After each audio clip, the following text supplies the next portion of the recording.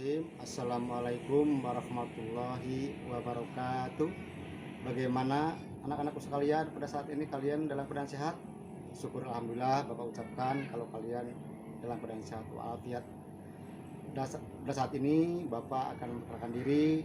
Nama Bapak Undang Sanusi, mengajar bidang mata pelajaran IPA Biologi. Anak-anakku sekalian, kita sekarang akan membahas tentang klasifikasi makhluk hidup.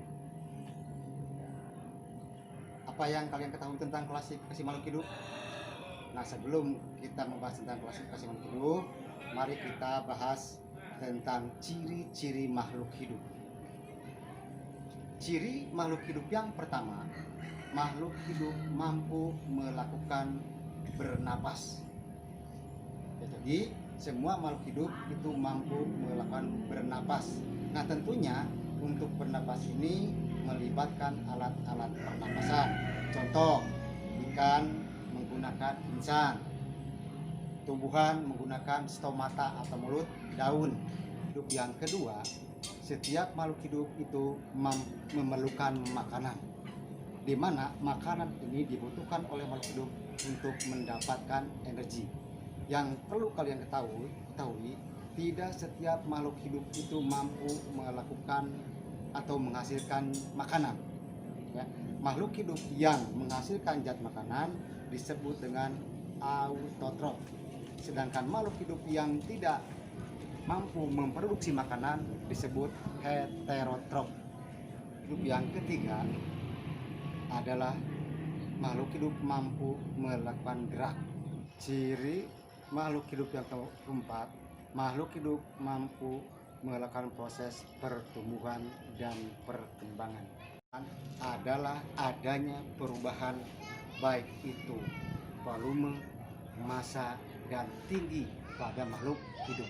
Sedangkan perkembangan adanya perubahan dari anak-anak ke arah ke dewasa. Ciri makhluk hidup yang kelima adalah makhluk hidup mampu melakukan proses reproduksi atau perkembangbiakan. Nah, adapun untuk berkembang biak ini pada makhluk hidup ada perkembangbiakan seksual dan perkembangan aseksual.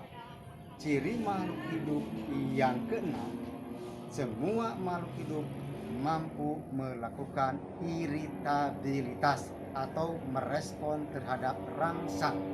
Contoh, daun putri malu kalau disentuh dia akan bergerak, daunnya menutup. Ciri makhluk hidup yang ketujuh adalah makhluk hidup mampu mengeluarkan zat sisa metabolisme atau disebut juga kemampuan ekskresi. Selanjutnya, ciri makhluk hidup yang kedelapan adalah makhluk hidup mampu melakukan adaptasi. Apa yang dimaksud dengan adaptasi? Adaptasi adalah kemampuan makhluk hidup untuk menyesuaikan diri dengan lingkungan. Baiklah anak-anakku sekalian, pertemuan ini kita akhiri dengan Assalamualaikum warahmatullahi wabarakatuh.